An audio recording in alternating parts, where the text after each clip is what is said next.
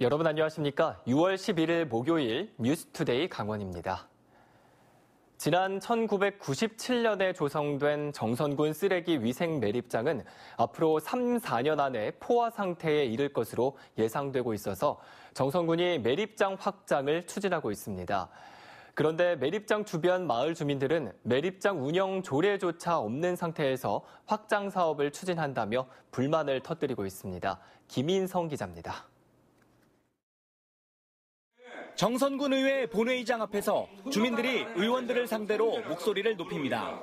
정선군 쓰레기 위생 매립장이 있는 정선군 남면 광덕일리 주민들로 쓰레기 매립장에 대한 조례를 만들어달라고 요구했습니다.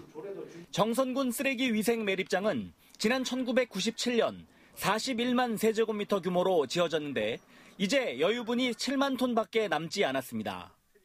이곳 정선군 쓰레기 위생 매립장은 오는 2024년이면 포화 상태에 이를 것으로 예상됩니다. 소각시설이 고장이 나면 태워 없애야 할 쓰레기까지 매립하고 있어 사용 연한은 더욱 줄어들고 있습니다. 이렇다 보니 정선군은 내년부터 4년간 모두 109억 원을 들여 매립장을 넓히고 소각시설을 개선할 계획입니다. 그런데 관련 규정도 없이 임의로 사업을 추진하면서 주민들과 마찰을 빚고 있습니다. 이 법에 따라서 조례를 만들어서 환경 감시라든가 지역 주민 피해에 대한 보상을 해주게 되어 있습니다. 유독 정선군만 조례를 안 만들고 있습니다. 그래서 이 부분을 시정해 주십사 하고 몇 년 전부터 구두로 얘기를 하고 민원을 제기하고. 또 매립장에서 발생하는 침출수가 제대로 처리되지 않고 유출된다는 의혹도 제기했습니다. 이에 대해 정선군은 침출수는 여러 단계를 거쳐 처리돼 방류하고 있어 문제가 없다고 답했습니다. 저희가 어차피 이거 예산을 들여서 처리하는 물인데 이거를 저희가 처리 안 하고 방류할 이유가 전혀 없거든요. 정선군은 매립장 인근 마을 3곳이 협의체를 구성해 의견을 모으면 이를 반영해 조례 제정을 서두르겠다고 밝혔습니다. 지금 현재 준비를 하고 있기 때문에 지역 협의체와 이제 협의를 해 나가면서 한번 가급적 조속한 시일 내에 이 조례안에 대해서 구체적인 방안을 좀 마련하겠습니다. 관련 규정조차 없이 20여 년이나 쓰레기 매립 시설을 운영하고 확충하려 한 정선군의 엉터리 행정 관행에 지역민들이 따가운 시선을 보내고 있습니다. MBC 뉴스 김인성입니다. 지난달 사망사고가 발생한 삼표시멘트의 기계 설비가 어제부터 재가동됐습니다. 안전조치가 완료됐다는 판단에서 이루어진 조치인데 아직까지 사망사고 원인에 대해서는 뚜렷하게 밝혀진 게 없는 상황입니다. 김형호 기자가 보도합니다.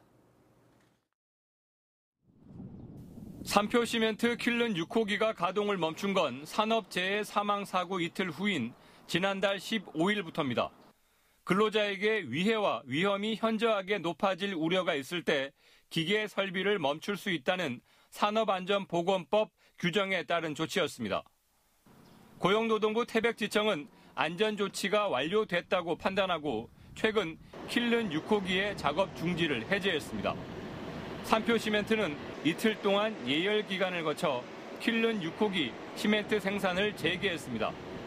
하지만 벨트에 끼어 사망한 노동자의 사고 원인을 밝힐 단서는 한 달이 다 되도록 나온 게 없습니다. CCTV가 한 대도 없고 현장에서 기계만 찍고 이제 사람을 찍는 CCTV가 없다고 그러더라고요. 삼표 측은 시키지도 않은 일을 하려다가 사고를 당한 것이라는 말을 공공연하게 하고 있습니다.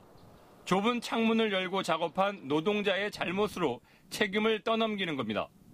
벨트 자체에 철물이 끼었는데 철물을 제거하면서 힘받고 있는 부위가 탁 튕기면서 끼어서 그렇게 사망하지 않았을까 그런 얘기를 해서 몇 사람들한테 흘렸어요. 사망 원인이 질식사였는데 사고를 조기에 발견했더라도 구조하기 어려웠을 거란 주장도 나왔습니다. 해당 기계는 중장비의 궤도처럼 생겼는데 뭔가가 끼면 멈추거나 역회전하는 기계적 장치가 없는 것으로 알려졌습니다. 삼표 측은 사고와 직접적인 연관이 없다며 빠져나가려는 모양새를 보이고 있습니다. 교대 반장이 그때 그런 얘기를 했었어요. 벌금은 얼마든지 맞아도 이거는 감당할 수 있다. 근데 대표이사 기소는 막아야 된다. 그 얘기 자체가 기소 막기 위해서는 사망자 한 대로 다 책임을 다 돌려야 되는 거죠. 수사 인력을 대거 투입한 경찰이 삼표시멘트의 사고 책임을 얼마나 밝혀낼지 지켜볼 일입니다. MBC 뉴스 김영호입니다. 토종 물고기 산란과 부화 시기에 맞춰 양구군이 소양호와 8호 상류에 토종 물고기 방류 행사를 펼쳤는데요. 해마다 많은 토종 물고기가 방류되고 있지만 외래종에 밀려 어획량은 여전히 줄고 있습니다. 박민기 기자가 보도합니다. 소양호 상류 양구 내수면 어업구역. 어촌 기온이 물살을 가르며 그물을 건져 올립니다. 잦은 수위 변화와 수온 그리고 외래종 때문에 어획량이 예전만 못합니다. 그나마 매년 방류한 쏘가리와 뱀정어가 잡혀 올라와 겨우 생계를 유지하는 형편입니다. 배스가 많이 이제 증식이 돼서 좀 안정이 안 되는 상태인데 평화해댐 2차 보수 공사 때 그때 모든 어종이 많이 죽어서 쏘가리가 멸종되다시피 했었거든요. 북한강에서 서식하는 뱀장어는 댐이 가로막아 바다를 오가며 산란하지 못해 전량 인공 증식한다고 해도 과언이 아닙니다. 생존 가능성을 높이기 위해 양어장에서 10cm 이상 자란 어린 뱀장어를 선별해 방류하고 있습니다. 어린 뱀장어의 무게는 2g에 불과하지만 호수에서 3년 정도 자라면 시중 가격으로 1kg에 7만 원 이상 받을 수 있습니다. 양구군은 올해 어업인 소득 증대와 생태계 보호를 위해 뱀장어와 쏘가리 등 토종 어린 물고기 19만 마리를 소양호와 8호에 방류할 계획입니다. 올해는 뱀장어를 시작으로다가 쏘가리 그리고 동작에 대농갱이를 방류할 계획으로다가 이것은 이제 어족자원 증강하고 생태계 보호에 크게 도움이 될 거라고 기대하고 있습니다. 지난 2011년부터 소양호와 8호에 방류된 토종 어린 물고기는 모두 450만 마리. 얼마나 더 많은 어린 물고기를 방류해야 토종 물고기 생태계가 자생력을 가질지 댐 상류 어류 생태계에 대한 보다 체계적인 조사 연구도 필요한 때입니다. MBC 뉴스 박민기입니다. 원주를 넘어 우리나라 민주화 운동의 거인인 고 지학순 주교가 60 민주항쟁 33주년 기념식에서 국민훈장, 모란장을 받았습니다. 혹독한 독재의 군홧발 앞에서 민주주의를 외쳤던 지 주교의 행적을 이병선 기자가 돌아봤습니다. 민주화 운동의 대부 고 지학순 주교. 천주교 원주교구의 초대 교구장이었던 그는 1971년 10월 사회에 만연한 부정부패를 일소하라며 규탄대회를 연 뒤 인권 문제에 천착합니다. 이후 박정희 정권의 유신독재를 비판하다가 1974년 7월 체포돼 수녀원에 연금됐지만 곧이어 유신헌법은 민주헌정을 파괴하여 자작된 것이라는 양심선언을 하고 투옥돼 징역 15년을 선고받습니다. 지주교의 석방을 위해 훗날 6월 항쟁의 기폭제가 되는 천주교 정의구현 사제단이 1974년 9월 24일 이곳 원동성당에서 출범했습니다. 전국에서 가톨릭 성직자와 교인들이 시위와 구명운동을 이어간 끝에 지학순 주교는 투옥 226일 만에 석방됩니다. 지주교가 원주로 돌아오던 날 인구 10만 명에 불과하던 원주에서 무려 3만여 명의 인파가 원주역에 몰렸고 그는 이후로도 한결같이 힘없고 약한 자들과 함께하며 인권운동에 앞장섰습니다. 세상에 살면서 보잘것없는 사람 하나하나에게 한 것이 바로 나에게 한 것이다. 정치하는 사람이 나라가 아니야. 대통령이 나라가 아니야. 우리 백성이 나라가. 민주화의 초석을 놓았던 공로를 인정받아 지학순 주교는 이번 60 민주항쟁 33주년 기념식에서 국민훈장 모란장을 받았습니다. 문재인 대통령은 전태일 열사 어머니 고 이소선 여사, 인권 변호사의 상징 고 조영래 변호사 등과 함께 지주교를 언급하며 감사를 표했습니다. 저는 거리와 광장에서 이분들과 동행할 수 있었던 것을 영광스럽게 기억합니다. 지역의 낮은 곳에서 시민들과 호흡하며 꿋꿋이 등대가 되었던 지학순 주교. 그 발자취마다 자라난 민주주의의 결실이 연글고 있습니다. MBC 뉴스 이병선입니다. 잎과 가지가 마르는 과수세균병 의심 신고가 이어지는 가운데 평창 농가 한 곳에서 과수화상병이 추가로 확진됐습니다. 강원도 농업기술원에 따르면 과수화상병으로 확진된 평창의 농가는 1.6헥타르 가운데 2주만 감염된 것으로 조사돼 폐원이 아닌 감염주와 인근주 제거 조치가 이루어집니다. 이달 들어 도내에선 평창의 2개 농가가 과수화상병 확진을 받았고 평창과 횡성, 철원에서 6개 농가가 가지마름병 확진을 받았습니다. 현재 철원 7개 농가와 춘천, 인제, 고성 각 1개 농가에서 과수세균병 의심 신고가 접수돼 검사가 진행되고 있습니다. 임대료 인하 운동에 동참한 착한 임대인과 코로나19 확진자 방문으로 휴업한 업체에 대해 지방세 감면이 추진됩니다.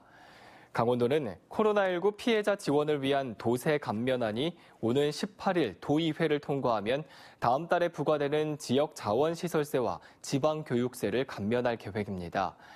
대상은 입주 소상공인에게 올해 1월부터 연말까지 임대료를 인하하는 착한 임대인과 코로나19 확진자나 격리자 방문으로 휴업했던 업체 등입니다. 도세 감면 규모는 18개 시군 2,100여 건에 2억 5천만 원으로 예상되고 있습니다. 오늘 10월 경북 구미 등에서 개최 예정인 전국체전의 연기 여부에 강원 체육계에 관심이 쏠리고 있습니다. 이철우 경북도지사는 어제 코로나19에 따른 방역 문제를 이유로 올해 전국체전을 내년으로 연기해 줄 것을 정부에 건의했습니다. 올해 전국체전은 오는 10월 8일부터 14일까지, 장애인체전은 10월 21일부터 26일까지 경북 구미를 중심으로 열릴 예정입니다.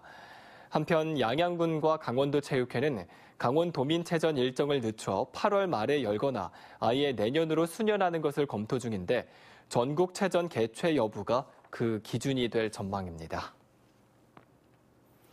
강릉고등학교 야구부가 오늘 개막하는 황금사자기 전국 고교 야구대회에서 창단 후 첫 전국대회 우승에 도전합니다.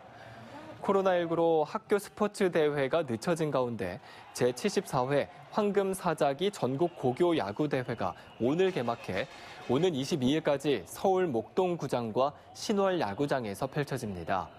강릉고는 내일 오전 강력한 우승 후보인 광주 제1고와 1회전에서 맞붙습니다.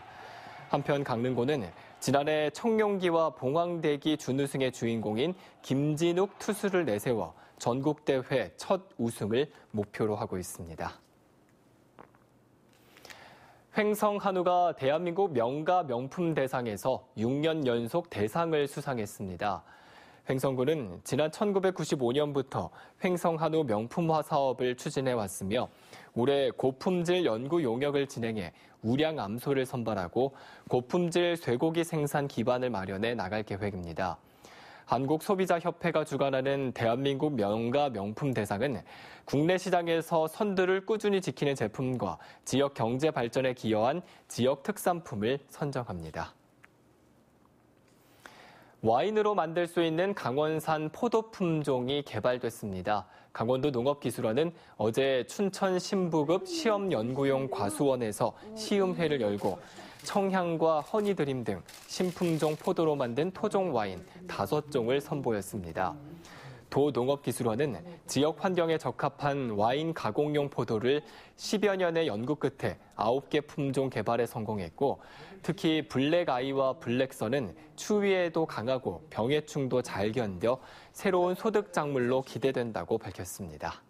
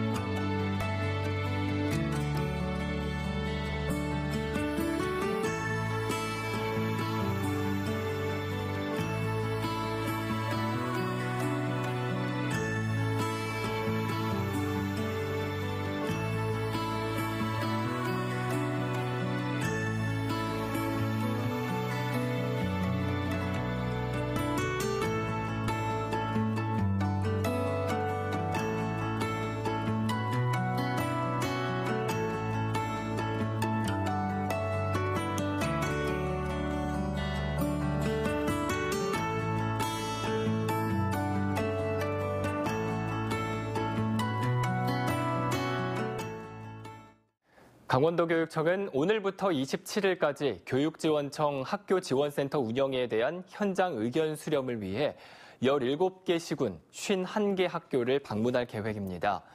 도교육청은 지난해 학교지원센터를 신설하고 학교 현장을 지원하기 위해 학교시설 유지관리 신규 사업을 비롯해 기간제 교원과 방과 후 학교 외부 강사 채용 지원 사업을 실시하고 있습니다. 도교육청은 이번 방문에서 수요자 중심의 학교 지원 개선 사항과 신규 업무를 발굴해 학교 지원센터의 성공적인 정착을 도모할 계획입니다. 영월군이 정부 지정 제3차 법정 문화도시 공모 사업에 나섭니다. 영월군은 단종을 주제로 한 역사 문화 자원과 22개의 박물관, 자연 경관 등을 중심으로 문화도시 지정 전 단계인 내년도 예비 문화도시 선정에 참가했습니다. 예비 문화도시가 되면 문화체육관광부는 문화사업의 성과를 따져 최종 선정할 예정입니다. 도내에서는 원주시가 1차 문화도시로 춘천과 강릉시가 2차 문화도시 예비사업자로 선정된 바 있습니다. 강릉 경포 일원에 야간 경관이 조성되고 오는 11월에는 경포 빛축제도 펼쳐집니다. 강릉시는 올해 10억 원을 투입해 경포 일대에 특성화된 야간 경관 조명 사업을 추진하기로 하고 용역을 진행하고 있습니다. 경포 해변 산책로에는 라이팅 아트 갤러리를, 경포 광장에는 빛의 카페를 선보이며 경포 호수에는 달을 소재로 한 조형물을 만듭니다. 강릉시는 또 오는 11월 강릉국제영화제 기간에 제1회 경포 빛축제를 개최할 예정입니다. 코로나19의 영향으로 춘천시가 단체 관광객이 아닌 국내 개별 관광객 유치에 힘쓰고 있습니다.